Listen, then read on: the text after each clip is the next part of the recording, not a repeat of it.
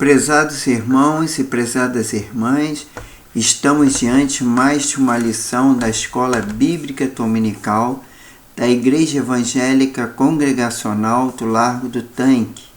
E hoje nós falaremos sobre a lição de número 1 da nova revista, que é a carta de Paulo aos Colossenses. Mas antes de darmos início a essa lição, vamos agradecer a Deus e pedir a sua bênção para esse momento. Senhor Deus e Pai, muito obrigado, Senhor, por mais essa oportunidade. Obrigado pelo dia de hoje, obrigado porque Tu tens nos abençoado a cada dia. Obrigado por todos aqueles que vão participar, vão estar ouvindo, assistindo esse vídeo, Senhor, que o Seu Espírito Santo possa estar abençoando, possa estar compreensão da Tua Palavra e que através da Tua Palavra sejamos edificados por ela, Senhor. Abençoe nossas vidas, Senhor, livra-nos de todo o mal e seja conosco. É que eu te peço em nome do Senhor Jesus. Amém. Bom, irmãos, nós hoje vamos falar, da Epístola de Paulo aos Colossenses. O autor aqui da lição, ele inicia aqui os Colossenses é fantástica em sua cristologia, e nesta epístola o apóstolo Paulo afirma com absoluta autoridade a supremacia de Cristo, conforme Colossenses 1, 15 ao 17, em confronto à crescente heresia na igreja de Colosso, entre aspas, Cristo, o Senhor da criação, é o cabeça do corpo, que é a sua igreja, é completamente suficiente para toda necessidade espiritual e prática do crente. Fecha aspas. A visão panorâmica do livro, que temos as informações básicas, é o grupo, é mais uma epístola paulina, eclesiástica, para a igreja. O autor, como já falou, é o Paulo, o apóstolo Paulo, e a data provável foi 61 depois de Cristo.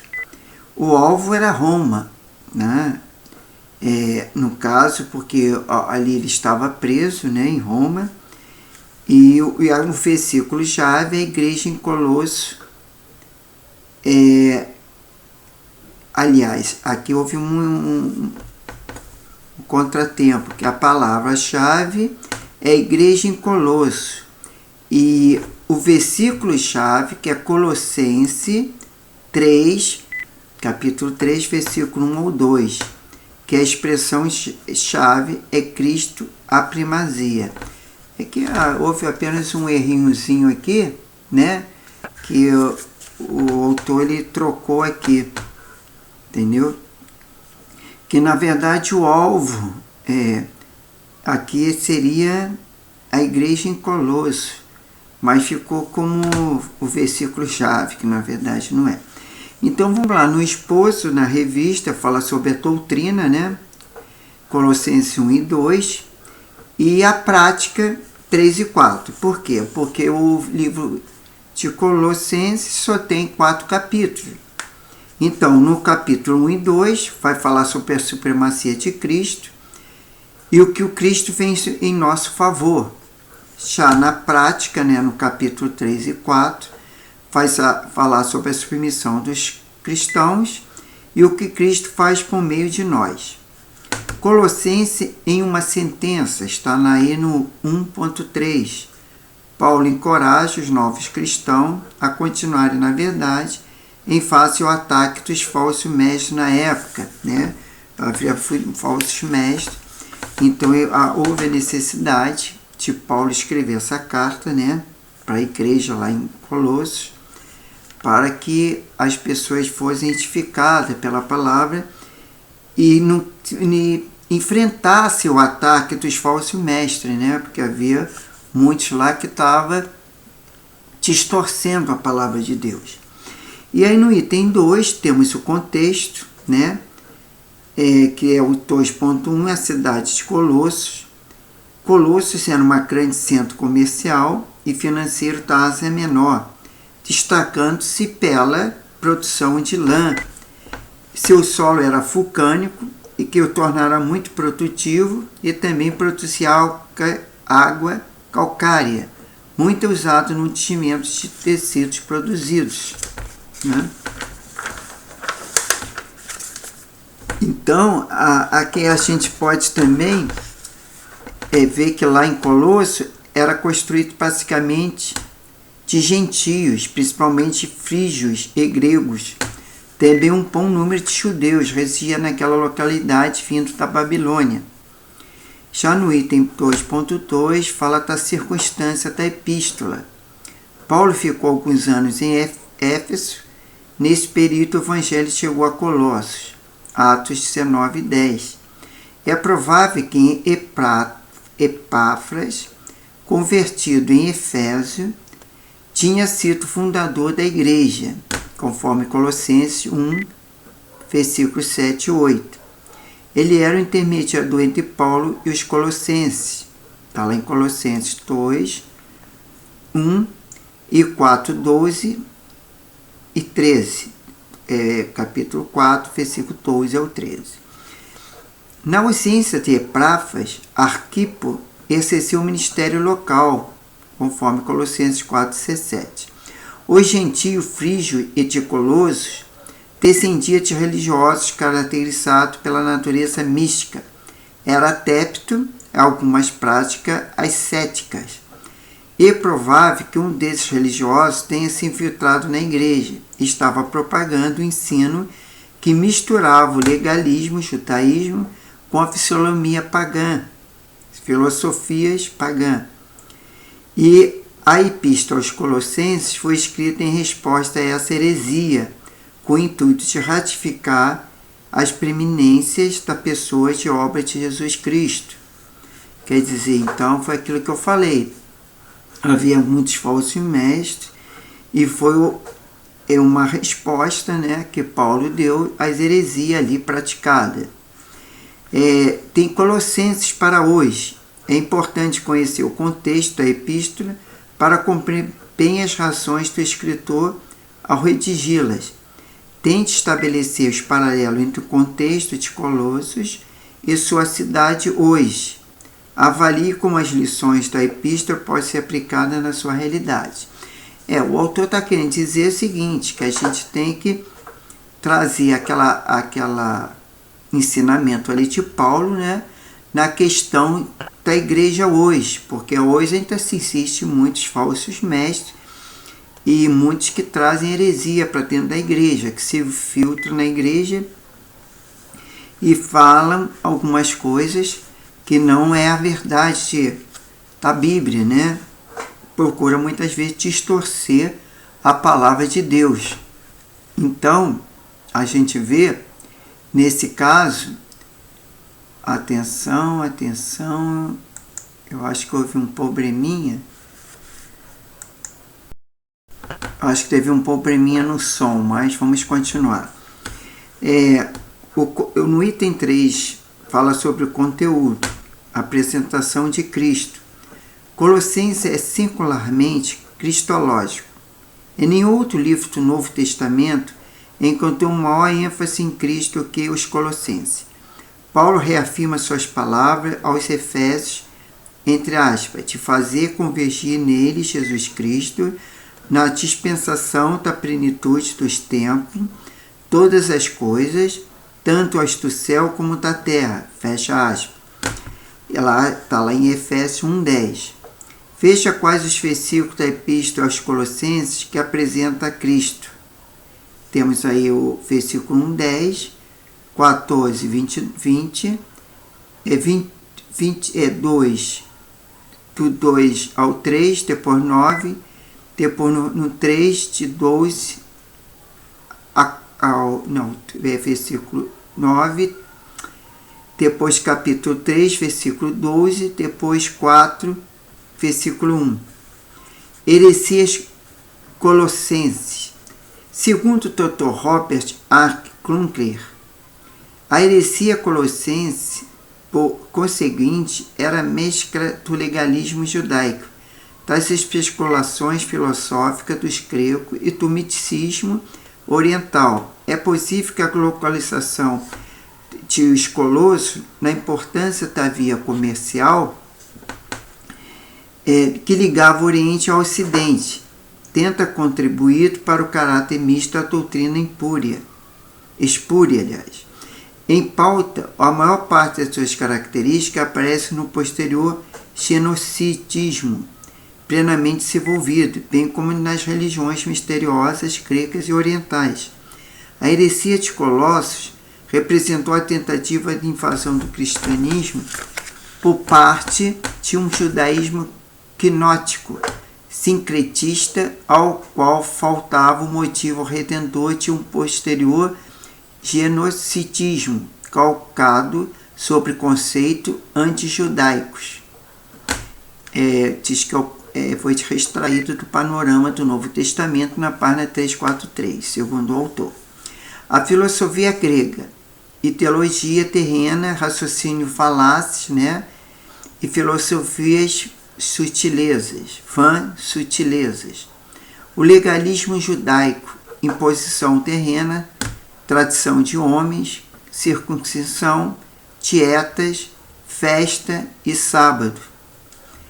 Misticismo oriental, idolatria terrena, adoração a anjos, visões e ascetismo. Isso tudo está aí em Colossenses, no capítulo 2. Colossenses para hoje, que o autor coloca aqui, para sermos capazes de combater as heresias vigentes em nossos dias, é necessário conhecê-las. Procure estudar sobre elas e encontre na Bíblia a resposta que reafirme nossa fé, que é totalmente desvinculada de qualquer valor herético. Eu não vou citar aqui a religião, a igreja, mas a gente sabe que há algumas heresias. Por exemplo, há algumas igrejas, talvez os irmãos e irmãs conhecem, guardam o dia de sábado. Nós já guardamos praticamente o domingo, até porque Jesus, ele curou no sábado, e aquilo ali era muitos fariseus, eles iam contra Jesus porque estava curando no sábado. E foi quando Jesus falou que pelo amor, e se fosse necessário para fazer o bem, poderia fazer no sábado. Então, a gente vê também outras religiões que eles não aceitam Jesus como Senhor e Salvador, como Messias. E eles ficam pregando que Jesus era um profeta. E muitas vezes enganando a muitos. Mas para a glória de Deus, graças a Deus, nós cremos que Jesus é o Messias, é o Salvador e o Senhor. Aí a gente vê aí no 3.3, a nova natureza em Cristo. Passando o velho homem, aí entre aspas, uma vez que vós despiste do velho homem, com os seus efeitos. Está lá em Colossenses 3:9. Isso é o apóstolo Paulo falando. E presente, isso é o passado, é o velho homem. E presente é o novo homem. Ele fala, entre parênteses, que vós revestis de novo homem, que refaz para o pleno conhecimento, segundo a imagem daqueles que o criou. Fecha aspas. Porque o velho homem é aquele que vive no pecado, que não aceitou Jesus e que tem uma natureza carnal. Já o presente, que é o novo homem, que é aquele que se converte, ele tem o pleno conhecimento da verdade, como diz lá em Romanos, conhecerei a verdade, em João, desculpa, 8, a verdade vos libertará. E a obra de Cristo no novo homem, entendimento do Evangelho, reconciliação, com Deus, o aperfeiçoamento, o sepultamento e ressurreição espiritual, porque a gente morre para o mundo e ressuscita, para Cristo, vivificação e perdão, que a gente recebe o perdão, somos vivificados, e a absolvição da condenação, porque se nós não estamos mais debaixo da condenação, nós fomos absolvidos, entendeu? Nosso pecado é perdoado, desde que aceitamos Jesus, nos arrependemos dos nossos pecados e nós confessamos a Ele que somos pecadores e que aí Jesus é fiel e justo, né? E Deus para nos perdoar. E o relacionamento restaurado do novo homem, que é o cristão, é o familiar, o social. Né? Que a gente tem um novo relacionamento, tanto na igreja como na família também. Colossenses para hoje. Você é capaz de enxergar como todas as características de Cristo refletem em sua vida? Comece avaliando seu relacionamento familiar e de trabalho. Foi como eu falei, não é só o relacionamento na igreja, mas é o relacionamento familiar e de trabalho. Porque se nós vivemos como o velho homem, naturalmente a gente vai falar muita coisa errada, mentira, vai falar palavrão. E no novo homem, né, quando se renova, ressuscita, vamos dizer, né, que a gente morre para os delitos e pecados, e aí nasce um novo homem, né, uma nova mulher, e aí a gente passa a ter uma nova vida em Cristo Jesus. E conclusão, né, Colossenses nos ensina que Cristo é tudo na vida do crente. Nessa epístola aprendemos sobre a completa suficiência de Cristo em contraste com a futilidade das heresias humanas. Quer dizer, nós temos que combater, estar lendo a palavra de Deus para não cairmos nessas heresias, né? E não sermos enganados pelas heresias. Aí temos leia, reflita e decida durante a semana. Na segunda-feira, nós temos Cristo é a cabeça do corpo da igreja. Aí pergunta, você crê nessa verdade, que Cristo é o cabeça, e nós somos o corpo, nós somos a igreja?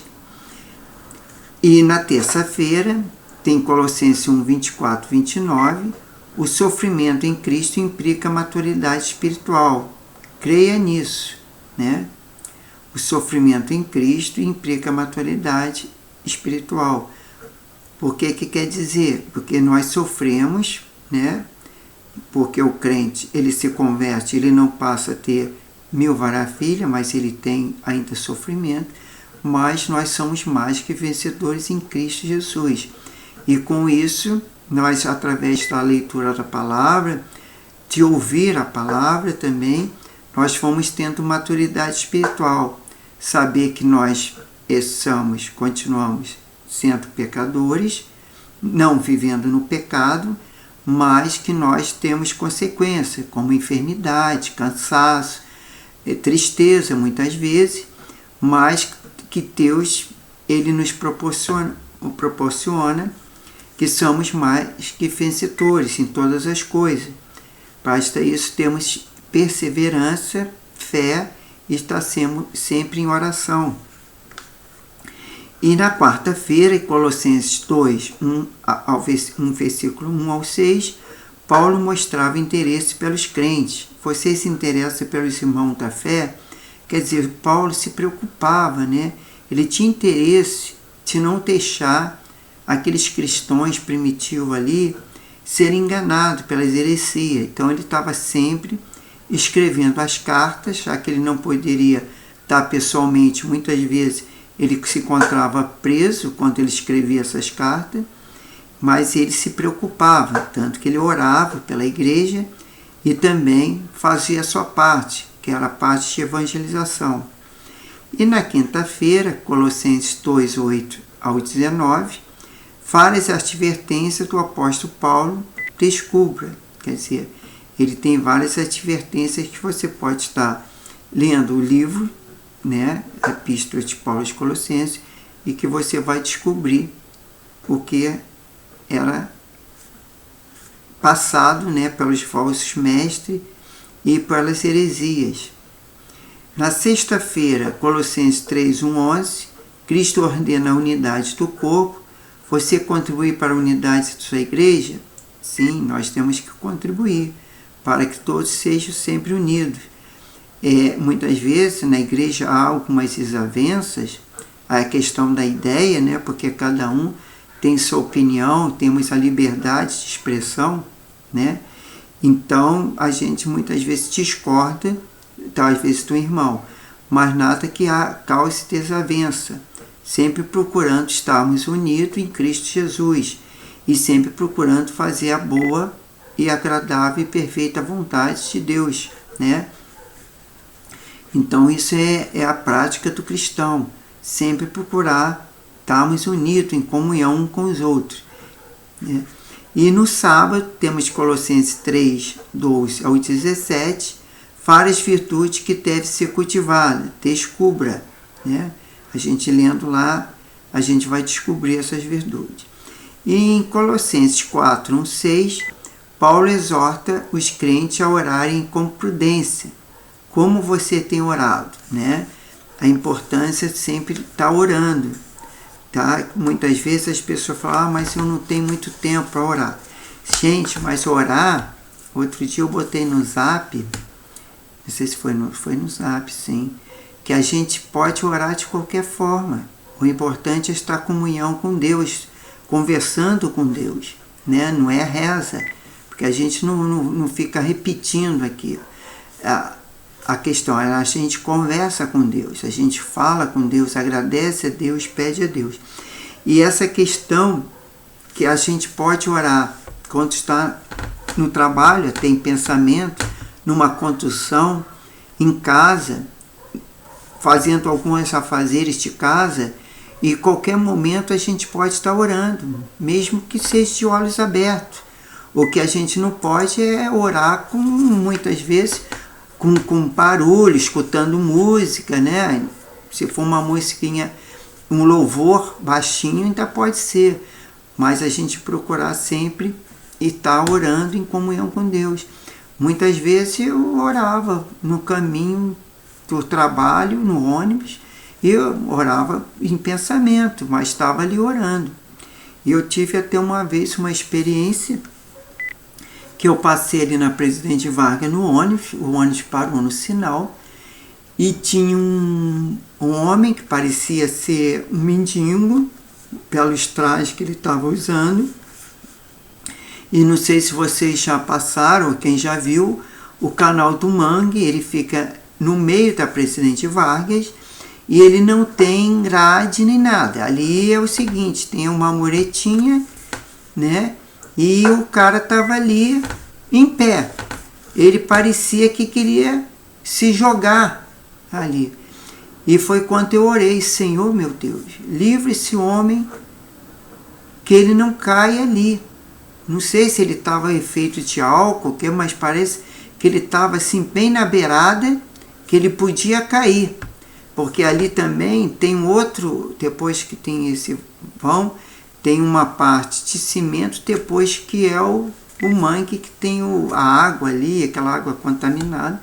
Mas se ele caísse ali, naturalmente ele ia cair lá dentro daquela água suja. Mas eu pedi a Deus, e o ônibus já estava saindo, que abriu o sinal, e eu vi quando aquele homem deu um pulo para trás. Deu um pulo para trás e saiu andando. Eu falei, glória a Deus.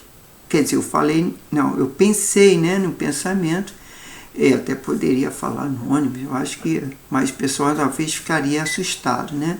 Mas o que aconteceu? Aquele homem, eu senti uma paz no coração, porque eu senti que aquele homem desistiu talvez de pular, ou ele poderia cair.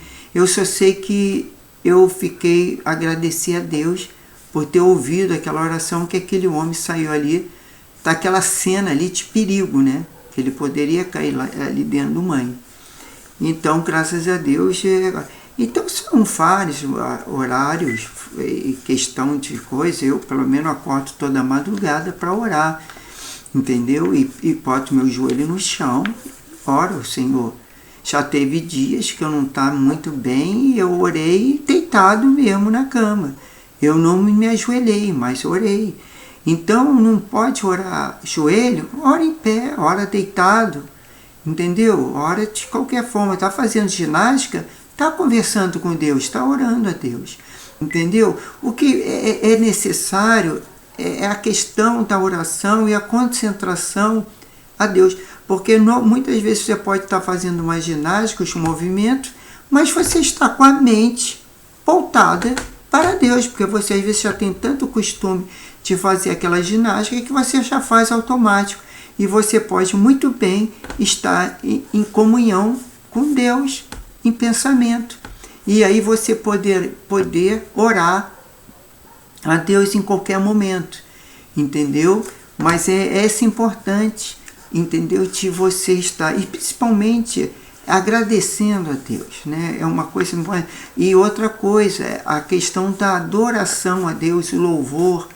Eu, pelo menos nas minhas orações, eu sempre procuro adorar o Senhor, louvar o Senhor. Depois eu peço perdão pelos meus pecados. Aí depois sim eu vou fazer aqueles pedidos que eu preciso, né? Para abençoar alguma pessoa que é enferma, algum problema, alguma dificuldade, eu entrego na mão de Deus. Mas eu já, antes de pedir, eu peço perdão, e antes de pedir perdão, eu adoro o Senhor e louvo. Eu queria apenas falar um pouquinho aqui sobre uma análise do livro, né, de Colossenses, que diz aqui: a carta tem uma aparência considerável com Efésios, tanto nos conceitos como na linguagem, sem dúvida em uma mensagem distintiva própria. Em Efésios, Paulo enfatiza a igreja como o corpo de Cristo, enquanto em Colossenses ele ressalta que Cristo como cabeça da igreja. A advertência quanto à confiança na sabedoria mundana, que aparece em 1 Coríntios, também aparece em Colossenses, né? E aí diz que a carta pode ser dividida em 6 partes: a exaltação apostólica, que é recomendações, a oração pela igreja, né, para que seja cheia de sabedoria, frutifique em toda boa obra e seja fortalecida com poder divino, dando graça pela herança espiritual e crente libertação e redenção dos pecados, né? Como eu falei, que quando a gente sai do velho homem, passa para o novo homem, a gente é fortalecido na questão da fé, na esperança, no amor, né? E temos também a seção doutrinária, que tem uma principal é a glória de pessoa, a glória da pessoa e a obra de Cristo. Aí tem no capítulo 1 sua preeminência gloriosa como a imagem de Deus, ele é o Criador de todas as coisas, a sua preexistência, como cabeça da igreja, a sua plenitude divina, sua obra reconciliadora, o ministério e a habitação em Cristo nos crentes e programando o ministério de Paulo. Aí no capítulo 2, a preocupação de Paulo acerca do estado da igreja. Na seção doutrinária e polêmica fica no capítulo 2, o perigo da filosofia mundana, né, o legalismo, entendeu?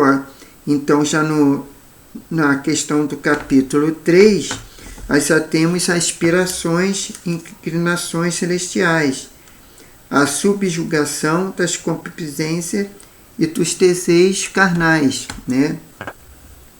Que são as exortações de Paulo. E fala na seção familiar, seção de companheirismo, né? A questão da união, que eu falei. Então, isso já no capítulo 3 e 4, que é os deveres dos diferentes membros de lar cristão, esposa, esposo, filhos, pais, escravos e senhores, tá? Lá no capítulo 10. E no capítulo 4, pedidos de Paulo para que ore por ele e seus conselhos acerca da conduta social, saudações finais, recomendações de trabalhadores. É quando Paulo pede a colaboração dos trabalhadores para a obra. Então é isso. Essa foi a epístola de Paulo aos Colossenses. Na próxima semana, nós vamos falar sobre 1 Tessalonicenses, tá? Que é outra epístola de Paulo aos Tessalonicenses, que na verdade São duas cartas, né, distintas, que é a 1 Tessalonicenses e 2 Tessalonicenses. Então, vamos orar, agradecer a Deus, né, e para que possamos ser abençoados. Senhor Pai, muito obrigado, Senhor, pela Tua graça, Tua misericórdia. Obrigado porque o Senhor é digno de todo louvor, toda honra e toda glória. Muito obrigado por essa oportunidade, Pai. Estar estudando a Tua palavra para aprender mais de Ti, para que possamos estar frutos, Senhor. Ó Deus, agora eu te peço, abençoe a cada um que vai ler a revista, cada um que vai assistir esse vídeo, Pai. Que eles possam ser abençoados, meu Pai. Que eles possam compreender, que o Seu Espírito Santo capacita cada um, fortalece cada um na fé, na esperança, no amor. Dê um dia abençoado na Tua casa, nos cultos, que o Senhor possa estar livrando-nos de todo o mal, nos protegendo, nos guardando. E tendo uma semana também, uma semana abençoada, Pai. Que possamos sempre estar em comunhão uns com os outros, Pai. Com os nossos irmãos, com os nossos familiares, com os nossos colegas de trabalho. Que possamos estar bom testemunho aonde estivermos. Seja conosco, livra-nos de todo o mal e nos abençoa e orienta, Pai. É que nós te pedimos, te louvamos e te agradecemos. Em nome do Senhor Jesus. Amém. E até a próxima lição. Uma paz para todos e um domingo e uma semana abençoada. Em nome do Senhor Jesus. Amém.